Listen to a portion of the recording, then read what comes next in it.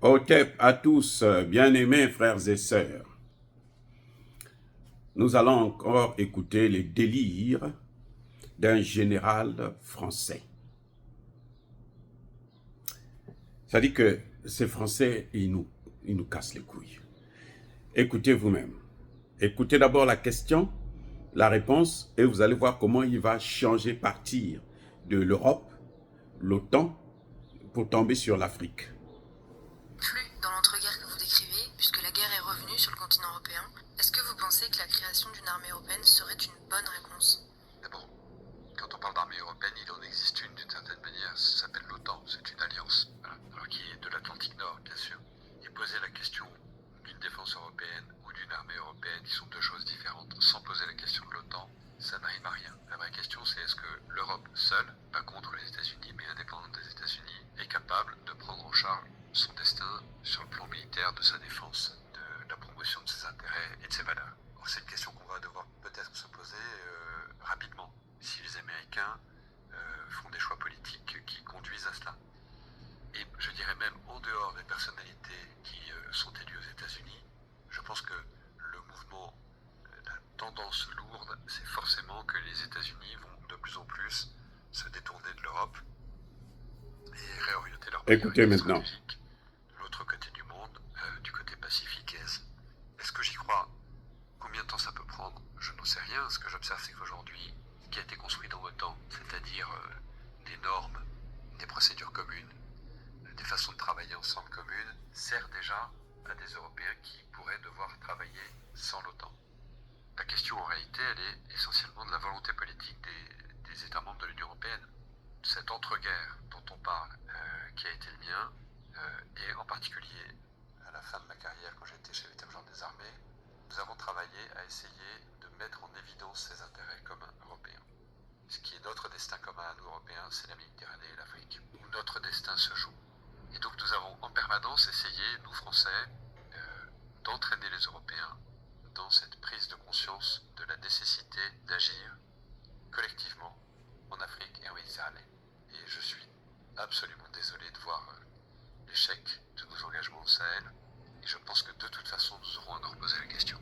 Parce que nous ne pouvons pas imaginer avoir à nos portes un continent entier qui est en train de s'enfoncer dans la destruction des appareils de gouvernement et des États, s'enfonce dans une forme de chaos, de guerre civile dans beaucoup de pays et de plus en plus de pays, dans des difficultés qui sont liées aux évolutions climatiques, qui sont encore plus dramatiques sur des populations vulnérables comme les populations africaines.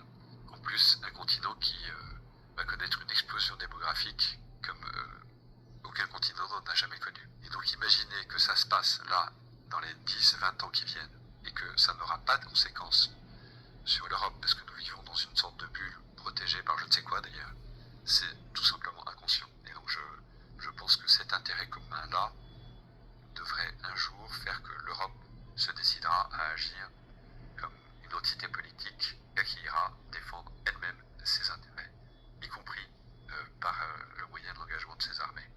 Le retrait du Sahel fut difficile à accepter pour tous ceux qui y ont été engagés.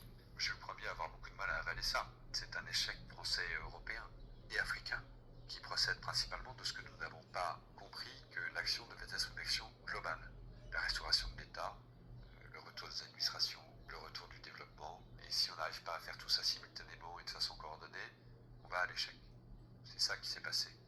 Ce que j'ai du mal à avaler, c'est quand on me dit que c'est l'échec d'une opération militaire. La réalité, c'est que ce n'est pas l'échec d'une opération militaire. L'opération militaire était une dimension.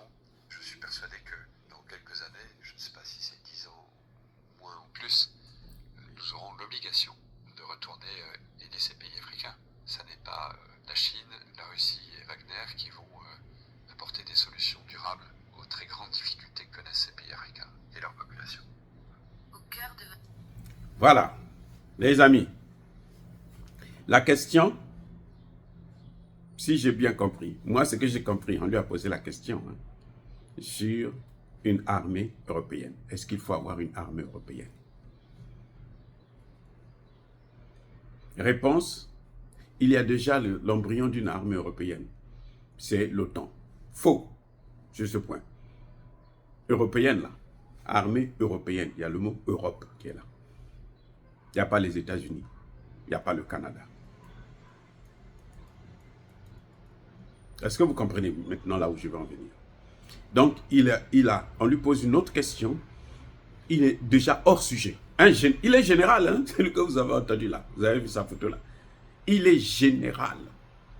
Il a été chef d'état-major de l'armée française. Général. Et il n'est pas capable de répondre à une question aussi simple. Est-ce qu'il faut qu'on ait une armée européenne, oui ou non? Il dit qu'il y a déjà une armée européenne et ça s'appelle l'OTAN.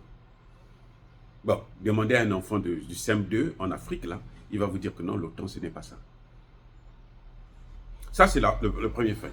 Maintenant, vous voyez comment il est sorti de là-bas pour venir, pour dire que eh ben, les Américains vont sortir de l'OTAN, ils vont détruire l'OTAN. Avec Trump, ils vont partir. Et donc, nous devrons avoir consolidé notre armée pour intervenir ensemble, collectivement, en Afrique et en Méditerranée.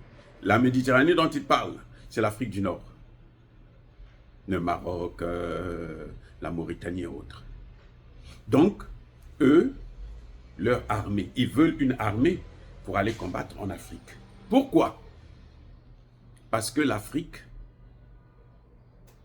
il y a le chaos en Afrique. Et qui a amené le chaos? Comment se fait-il que l'Afrique devient maintenant un théâtre d'affrontement, de lutte contre le terrorisme? Depuis quand? C'est depuis la destruction de la Libye. Qui a détruit la Libye? Mais c'est la France, là, Nicolas Sarkozy, qui a pris tous ses amis et alliés de l'OTAN avec les États-Unis, qui ont détruit la Libye. Et c'est ce qui a entraîné le chaos au Sahel. Et il vous dit, au Sahel, il n'y a pas eu d'échec. L'échec, c'est le fait que les armées allemandes et autres n'avaient pas compris qu'il fallait tous ensemble venir attaquer l'Afrique. En fait, c'est ça qu'il a entre sa thèse. Et c'est une vieille thèse. C'est pour ça que je comprends pourquoi nos ancêtres étaient bons.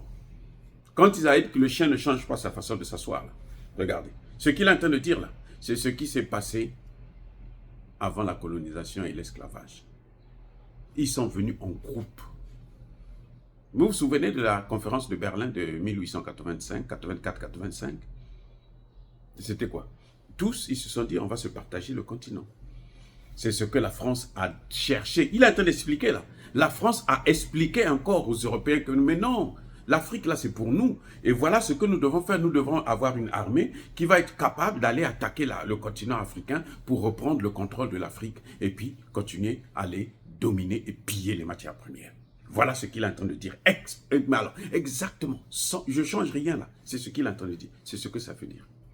Il dit que non, mais la France a passé son temps à expliquer aux Européens. Il faut qu'on aille de façon, il faut qu'il y ait une action collective pour installer un gouvernement. Installer un gouvernement, vous savez c'est quoi? C'est ce que vous appelez la démocratie là. Ce que vous voyez, quand vous voyez les hommes politiques maliens, burkinabés, nigériens, demander d'aller aux élections, c'est parce que ce sont ces gens-là qui leur demandent de faire ça parce que c'est eux qu'ils veulent installer. Ils sont en train de se dire que non, cette fois-ci là, nous on va partir avec eux là, ils demandent la démocratie et puis nous on intervient. Vous avez vu Tshisekedi? Emmanuel Macron a dit, le premier mandat de Tshisekedi, c'est Fayulu qui avait gagné. Eux, ils ont dit non, non, non, non, c'est pas lui qui est bon. Ils ont placé quelqu'un d'autre. Tshisekedi vient d'avoir le deuxième mandat, c'est parce qu'il est en train de faire le clown. Le jour qu'il va s'asseoir pour dire que non, mais ce deuxième mandat, c'est le mandat des Congolais, je veux travailler pour les Congolais, vous allez voir que la crise dans l'Est, là, va s'arrêter. Maintenant, il y a une autre chose, une autre énormité qu'il raconte.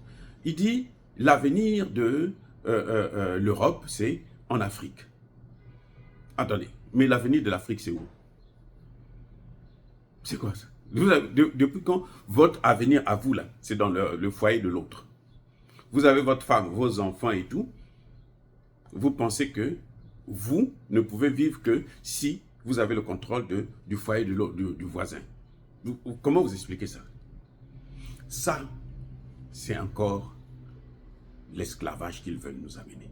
J'espère que les dirigeants africains vont comprendre ce genre de message.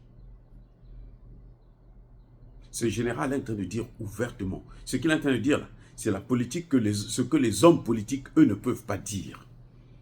Et lui, il vient, il vous raconte ça. Mais c'est la même chose que les hommes politiques pensent. Que l'avenir. Mais il y a eu un rapport du Sénat français.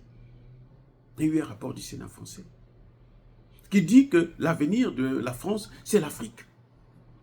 Et l'avenir de l'Afrique, c'est où? Non, l'avenir de la France, c'est en France. L'avenir de l'Afrique, c'est en Afrique. L'Afrique aux Africains, la France aux Français. N'est-ce pas eux qui parlent du grand remplacement? Et ils s'inquiètent de notre démographie. Donc, il faut aller tuer. C'est pour ça que vous voyez qu'ils font tout. On nous envoie des maladies, de toutes sortes. On nous envoie des faux médicaments pour nous massacrer. C'est ça qui les inquiète, la démocratie. La démographie. La démocratie, c'est ce qui leur permet de s'ingérer. Le réchauffement climatique. Oh, regardez comment ils sont en train de détruire la dernière forêt, la plus grande forêt au monde, actuellement. Parce que l'Amazonie, ils ont tout détruit. Maintenant, il reste la forêt du Congo, bassin du Congo, qui commence au Congo, Kinshasa, jusqu'au Gabon. En passant par le Congo, Brazzaville et le Cameroun. Cette forêt-là, 75% se trouve au Congo démocratique. Mais que se passe-t-il? Ce sont eux qui sont en train, avec les Rwandais, qui sont en train de détruire cette forêt pour voler les matières premières. Et ils nous parlent de réchauffement climatique. Ils nous parlent de transition énergétique. Mais voyez comment, c'est-à-dire que c'est un vrai minable. Ah ben dis donc. Mais il est idiot comme son président. Il est idiot comme son président. C'est frustrant d'entendre des gens qui ne planifient que le malheur des autres. C'est-à-dire que pour eux, la vie est bonne seulement quand eux, ils vivent. Quand les autres vivent là, la vie n'est pas bonne. On nous impose des partenaires, on nous impose, on nous pille nos matières premières, on nous tue, on nous détruit. Mais c'est quoi ça? Au point où eux, ils ont dit, le pétrole tue, telle matière première tue. Non, ça ne tue pas, ce sont eux qui nous tuent pour voler ce qui nous appartient. Voilà le vrai problème que nous avons. Oh, bien-aimés frères et sœurs, dire cela, c'est inciter à la haine ou à la violence. Non, il y a ma colère V, il y a ma lèvre. Encore une fois de plus, je persiste et je signe. Soyez bénis, abondamment bénis par le Dieu des Kémites et par nos ancêtres angélisés. Mais que tous ceux qui persécutent le continent africain le pillent et le déstabilisent, qu'ils soient noirs, blancs, chinois, arabes, juifs, indiens ou qui qu'ils soient punis, maudits, foudroyés, neutralisés, écrasés, effacés par le Dieu des Kémites et par nos ancêtres angélisés. Vive l'Afrique éternelle. J'ai dit et j'assume.